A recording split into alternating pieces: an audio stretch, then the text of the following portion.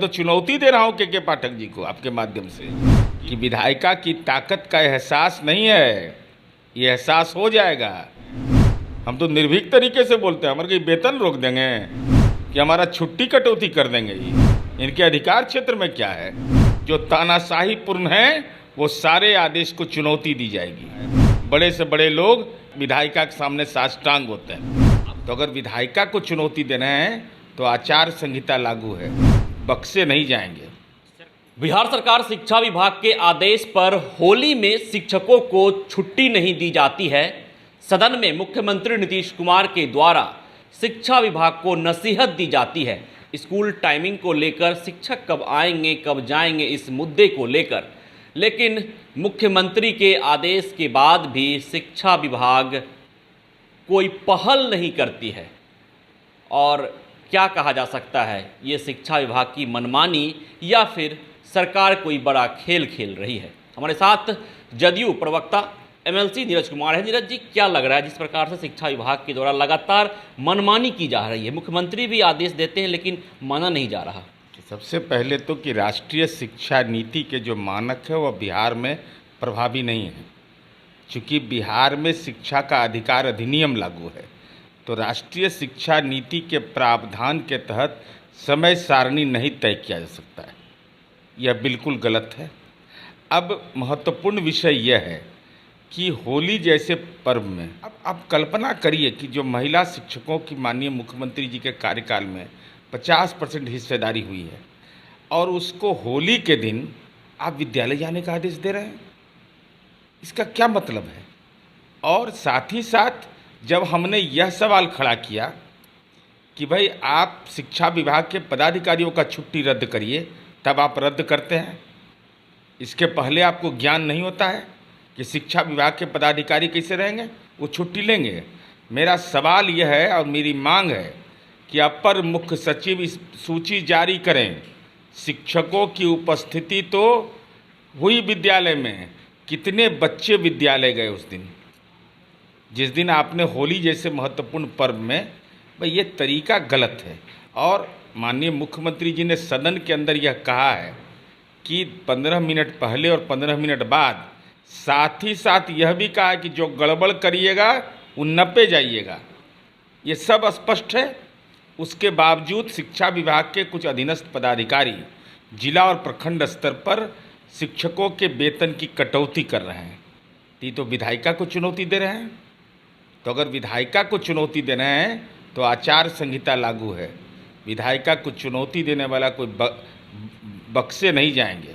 सरकार आपकी, विभाग आपका, फिर इस तरह की मनमानी क्यों हो रही? क्योंकि पाठक क्यों मनमानी कर रहे हैं इस तरह से? देखिए, हम समझते हैं कि भाई अगर हम तो चुनौती देते हैं माननीय के पाठक जी को कि आप पूरे देश और दुनिया के जो शिक्षा स्कूल के टाइमिंग पर जहाँ मर्जी करें वहीं बहस कर लीजिए। हम दुनिया का मानक भी आपको दिखाएंगे के पाठक जी, और देश के विभिन्न राज्यों का मानक दिखाएंगे कि कैसे होता है। आप अंतिम सत्य नहीं हैं।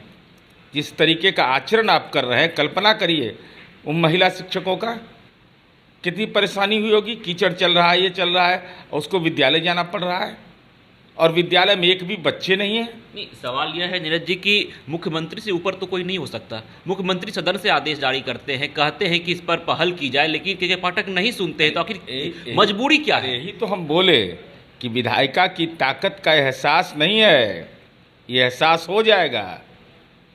विधायिका में कितनी ताकत होती है और संविधान में इसका एहसास कराने की प्रक्रिया है, वह भी प्रक्रिया पूरी कर लेंगे। जो चयनित शिक्षक हैं उन्हें ट्रेनिंग के लिए बुलाया जाता है, आदेश जारी किया जाता है कि अगर ट्रेनिंग में नहीं पहुंचेंगे तो सैलरी काट ली जाएगी। सैलरी, भाई ट्रेनिंग में कोई नहीं जाएगा तो आप कारण परीक्षा करिएगा ना, शो काउज करिएगा ना, कि आप सीधा वेतन कटौती का आदेश कर दीजिएगा।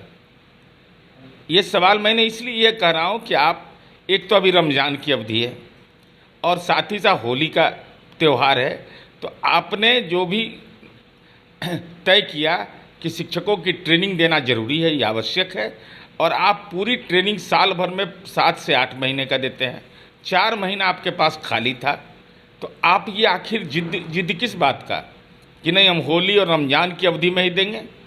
अब अगर दे रहे हैं तब सवाल आपसे यह उठेगा कि भाई अगर शिक्षक कोई नहीं गया तो आप पूछिएगा ना कि क्यों नहीं गए, शो काउज करिएगा, शो काउज से आप संतुष्ट होइए या असंतुष्ट होइए, आपका अधिकार है, लेकिन उसके बाद वेतन कटौती का आदेश दीजिएगा, इसका अलावा वेतन कटौती का आदेश दे दीजिएगा। तो देश में न्यायपालिका नहीं है क्या? देश में संविधान नहीं है, विधायिका नहीं है? आपके वैसे सारे आदेश जो तानाशाहीपूर्ण हैं वो सारे आदेश को चुनौती दी जाएगी। क्या के पाठक जैसे अधिकारी को पद से हट जाना चाहिए या हटा देना चाहिए? हटे नहीं हटे, कलम में इतनी ताकत होती है कि जब इलाज होता है ना तो एहसास हो जाता है। बड़े से बड़े लोग विधायिका के सामने साष्टांग होते हैं। आप सत्ता में हैं, पावर में हैं, तो आप तो पहल कर ही सकते हैं ना। हम तो बोल ही रहे हैं, हम तो निर्भीक तरीके से बोलते हैं। हमारे वेतन रोक देंगे कि हमारा छुट्टी कटौती कर देंगे, ये इनके अधिकार क्षेत्र में क्या है?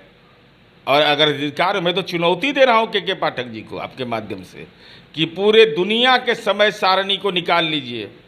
पूरे दुनिया के अंदर प्रचलित शिक्षा नीति जो सफलतम शिक्षा नीति मानी गई है, देश के अंदर में जो समय सारणी विद्यालयों का है उसको निकाल लीजिए। जहाँ मर्जी करे वहाँ बहस करने के लिए तैयार रहिए और मीडिया के सामने बहस करिए और उसमें यह तय हो जाएगा कि आप गलत हैं कि हम गलत हैं। सरकार से मांग करेंगे कि ऐसे अधिकारी को हटा दिया जाए? नहीं, सरकार से हम केवल अनुरोध यही कर रहे हैं मुख्य सचिव से कि जिस दिन विद्यालय को खोल करके रखा गया, शिक्षकों की उपस्थिति की गारंटी की गई, उस दिन कितने बच्चे विद्यालय गए इसकी सूची सार्वजनिक हो।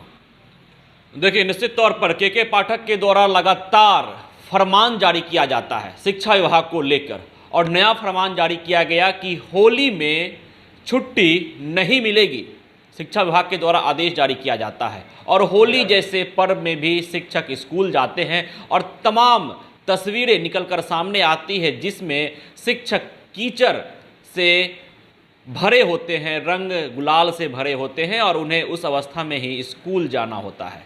महिला शिक्षक भी उसमें शामिल हैं। मुख्यमंत्री नीतीश कुमार सदन से आदेश जारी करते हैं लेकिन शिक्षा विभाग पहल नहीं करती। तो अब देखना दिलचस्प रहता है कि जिस प्रकार से जदयू की ओर से मुख्य प्रवक्ता नीरज कुमार ने ऐलान किया है कि के पाठक को यह सूची निकालनी होगी कि जिस दिन उन्होंने स्कूल को खोला है उस दिन कितने बच्चे स्कूल पहुंचे हैं। तो देखना दिलचस्प रहता है कि सरकार अब क्या कुछ पहल करती है। विश्वजीत आनंद, फर्स्ट बिहार, पटना। ये लो मुंह मीठा करो, आज मैंने अपना जॉब छोड़ दिया, अब हम पूर्णिया वापस जाएंगे। जॉब छोड़ दिया है? मतलब ये घर कैसे चलेगा? हम करेंगे क्या? और माँ बाबूजी क्या बोलेंगे? इसलिए मैं एक और मिठाई का डब्बा लाया। अपने बिजनेस के लिए लोन अप्रूव हो गया। अरे लोन अप्रूव हो गया वो तो ठीक है, लेकिन पूर्णिया में हम रहेंगे कहाँ? अपना घर भी तो नहीं है वहाँ। इसलिए तो एक और मिठाई का डब्बा अलग से लाया हूँ। हमने पूर्णिया में घर ले लिया है, पूर्णिया के ई होम्स पैनोरमा में। पूर्णिया में पैनोरमा ग्रुप लेकर आए हैं ई होम्स पैनोरमा। बड़ा घर, आलीशान जिंदगी और अत्याधुनिक सुविधाओं के संग। अरे अब क्यों मुंह मीठा करवा रही हो? क्योंकि हम घर वापसी जो कर रहे हैं। घर वापसी की खुशी पूर्णिया में ई होम्स पैनोरमा के संग। E homes panorama, luxurious lifestyle redefined.